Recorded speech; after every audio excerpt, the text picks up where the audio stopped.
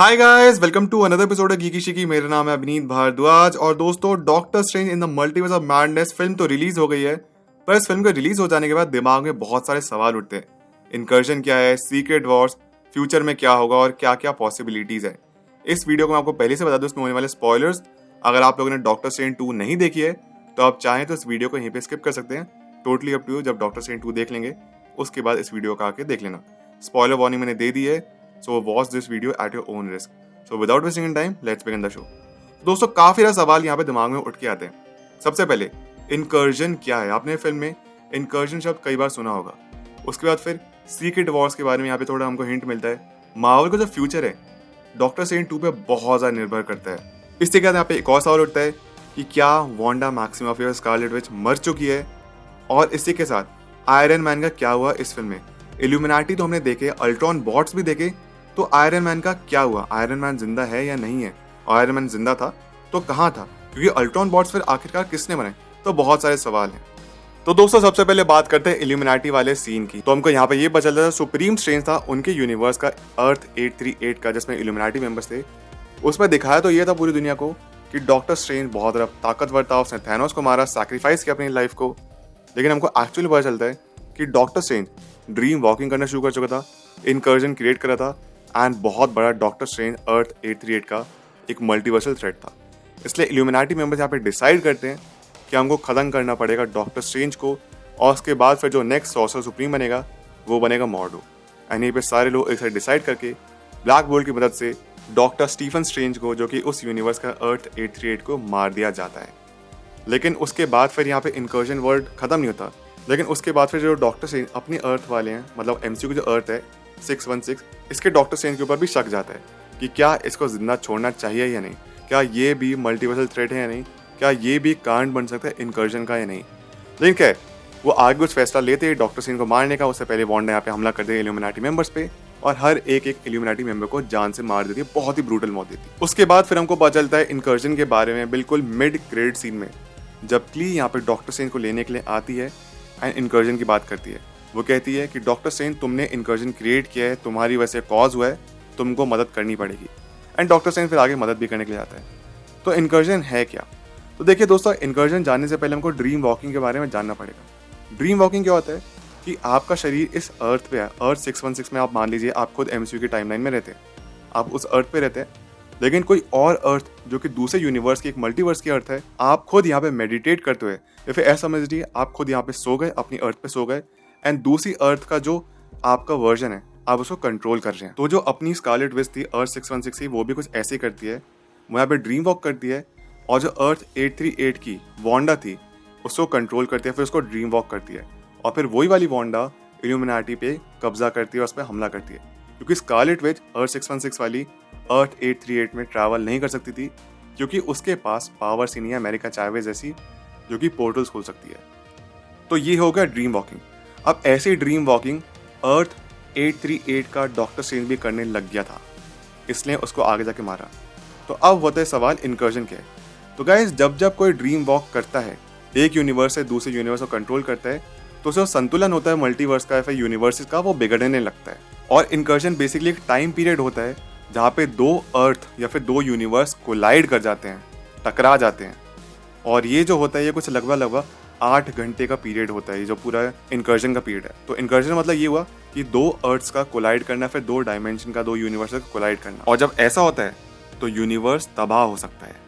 And यहाँ पे हमको पता चल गया कि फ्यूचर में बहुत ज़्यादा चांसेस है कि दो अर्थ कोलाइड करने वाले में भी डॉक्टर स्ट्रेंज 3 में दिखाएंगे। एंड ये बिल्डअप होगा गाइज सीक्रेट वॉर्स का। और सीक्रेट वॉर्स की वजह से हम समझ सकते हैं कि बाकी के मार्वल की जितनी भी एंटिटीज हैं, फॉक्स का एक्समैन हो गया, ब्लेड हो गया, डेयरडेविल हो गया, टॉबी मैगवायर का स्पाइडरमैन हो गया, या फिर बाकी जितने भी मार्वल के कैरेक्टर्स हैं जो कि एमसीयू में नहीं आए हैं या फिर एमसीयू को बिलोंग नहीं करते हैं, उनको कैसे लेके आया जा सकता है। फ्यूचर में होने वाले हैं सीक्रेट वॉर्स, दो अर्थ कोलाइड करेंगे और इधर के सुपर हीरोज इधर आएंगे, उधर के सुपर हीरोज इधर जाएंगे। तो ऐसा कुछ होने वाला है। तो ये है इनकर्जन, बेसिकली टाइम पीरियड जहाँ पे दो अर्थ एक साथ कोलाइड कर जाती हैं। और यही है फ्यूचर का मार्वल का बिल्डअप, क्योंकि हम फ्यूचर में अलग अलग सुपर हीरोज को, जैसे मैंने अभी आपको बताया, ये सब एमसीयू के पार्ट बनने वाले हैं। अब बढ़ते दोस्तों अगले सवाल की ओर कि क्या वांडा मैक्सिमोफ मर गई है, स्कारलेट विच मर गई है। हम देखते हैं कि लास्ट में वो सैक्रिफाइस कर देती है, फिर श्राइन को पूरा तबाह कर देती है, ताकि जितनी भी बाकी आज तक जितने भी डार्क होल्ड है, अलग अलग उसके वेरिएंट्स है, डार्क होल्ड के वर्जन्स है, वो टोटली खत्म हो जाए, ताकि कोई भी डार्क होल्ड का इस्तेमाल ना कर सके और करप्ट ना हो। लेकिन इसी बीच हम ये देखते हो श्राइन था जहाँ पे स्क्रिप्चर्स लिखे हुए थे डार्क होल्ड के, वो पूरा का पूरा टूट के वांडा पे गिर जाता है। अब आगे वांडा क्या हुआ ये नहीं पता। लेकिन गाइस मैं आपको बता दूं, वांडा इतनी ज़्यादा ताकतवर है कि आपको लगता है सीरियसली श्राइन गिरने की वजह से वो मर जाएगी? No, not at all. Obviously Wanda जिंदा होगी। वांडा क्या कुछ कंट्रोल नहीं कर सकती है, इतनी सुपर पावर है उसमें। प्लस इसी के साथ यहाँ पे बहुत सारे रूमर्स उठते आ रहे हैं कि वांडा के फिर स्कारलेट विच के सोलो प्रोजेक्ट्स भी आने वाले फ्यूचर में। अभी मूवी के तौर पे आएंगे या फिर वेब शो के तौर पे आएंगे ये तो नहीं पता, लेकिन हाँ, Scarlet Witch definitely one of the most powerful characters of MCU right now. इसका फ्यूचर में होना बहुत ज़्यादा ज़रूरी है। प्लस अभी वाइट विजन वाली कहानी भी तो बाकी गाइस। आपको क्या लगता है वाइट विजन की जो कहानी है वो बिना वांडा के सॉल्व हो जाएगी? नहीं, वाइट विजन कहीं लापता है, कहाँ है ये नहीं पता, लेकिन हाँ, वांडा की डेफिनेटली ज़रूरत पड़ेगी। और उसी के साथ अभी हाउस ऑफ M की भी कहानी बाकी है जो फ्यूचर में आएगी। प्लस इतने सारे अभी सुपर विलन्स आने बाकी हैं जहाँ पे वांडा या फिर स्कारलेट विच की जरूरत पड़ने वाली है। तो स्कारलेट विच को इतनी ईजी तरीके से नहीं मारेंगे वो।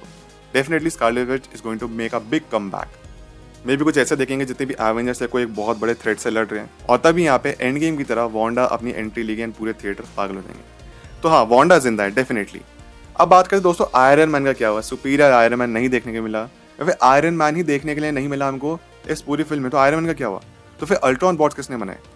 तो गाइस बहुत ज़्यादा चांसेस है कि दरअसल जो अल्ट्रॉन बॉट्स थे वो हो सकता है आयरन मैन ने खुद ही बनाए हो और उसके बाद फिर मारा गया, मे बी थानोस से लड़ते लड़ते इस यूनिवर्स में। या फिर एक और चांस है कि एक्चुअली जब आयरन मैन ने अल्ट्रॉन बॉट्स पे काम करना शुरू कर दिया था और उसके बीच में वो मर जाता है थानोस से लड़ते लड़ते मे बी, और जो उसके आगे की रिसर्च थी अल्ट्रॉन बॉट्स की उसको रीड रिचर्ड्स ने कंप्लीट किया, क्योंकि रीड रिचर्ड्स हमने देख लिया फिल्म में एग्जिस्ट करते हैं मिस्टर फैंटास्टिक। या फिर टोटली जितने भी अल्ट्रॉन बॉट्स हैं वो इस यूनिवर्स में अर्थ 838 पे रीड रिचर्ड्स या फिर मिस्टर फैंटास्टिक ने ही बनाए, क्योंकि वो smartest man alive on earth थे उस यूनिवर्स के। तो पॉसिबल है कि उस यूनिवर्स में आयरन मैन एग्जिस्ट ही नहीं करता है, कुछ ही पॉसिबल है। तो एज ऑफ नाउ ये कह सकते हैं ये तो आयरन मैन ने बनाए और वो मर गया, या फिर रीड रिचर्ड्स ने बनाया। इन दोनों में से किसी ने अल्ट्रॉन बॉट्स बनाए और वही हमको देखने के लिए मिलते हैं। और दोस्तों एक और सवाल, जो फाइनल सवाल है, बोनस क्वेश्चन, वो ये है कि अपने वाले डॉक्टर स्ट्रेंज की थर्ड आई कैसे ओपन हो जाती है जो हमने बिल्कुल लास्ट में देखा फिल्म की। इसका सिंपली जवाब ये है, डॉक्टर स्ट्रेंज ने डार्क होल्ड का इस्तेमाल किया था ड्रीम वॉक करके अपने डिफेंडर स्ट्रेंज वाली बॉडी में जाने के लिए, एंड सिंस वो डार्क होल्ड का इस्तेमाल करता है उसको थर्ड आई मिल जाती है। इसी तरीके से सिनिस्टर स्ट्रेंज को भी थर्ड आई मिली थी। लेकिन अब दोस्तों असली सवाल उठता है कि अगर वांडा भी तो डार्क होल्ड का इस्तेमाल करती तो उसकी थर्ड आई क्यों नहीं आई? इसके दो आंसर्स हो सकते हैं। फर्स्ट ऑफ ऑल कि थर्ड आई उसके पास थी लेकिन उसको कभी ज़रूरत ही नहीं पड़ी, या फिर नेक्स्ट पॉसिबिलिटी ये है कि वांडा इतनी ज़्यादा ताकतवर है कि डार्क होल्ड ने भी अलाउ ही नहीं किया थर्ड आई को, मतलब वांडा को भी थर्ड आई की ज़रूरत ही नहीं पड़ी। और दोस्तों यहीं पे सारे सवाल के जवाब खत्म हो जाते हैं। इसी के साथ दोस्तों अगर आपके पास खुद के और कोई सवाल है जिनका आप आंसर जानना चाहते हैं, या फिर आपके पास खुद की कोई थ्योरी है, वो जाके मुझे प्लीज़ कमेंट्स में बताना। प्लीज़ चेकआउट करें मेरा व्लॉगिंग चैनल अभिनीत डायरीज और मेरा गेमिंग चैनल अभिनीत प्लेज। दोनों चैनल्स की लिंक आपको डिस्क्रिप्शन बॉक्स मिल जाएगी और पिन कमेंट में भी है। मिलता है आप सबसे अगली वीडियो में। अपना ख्याल रखें and always remember you all are super heroes. Life में हमेशा अच्छा करिए। Thank you so much, take care, bye.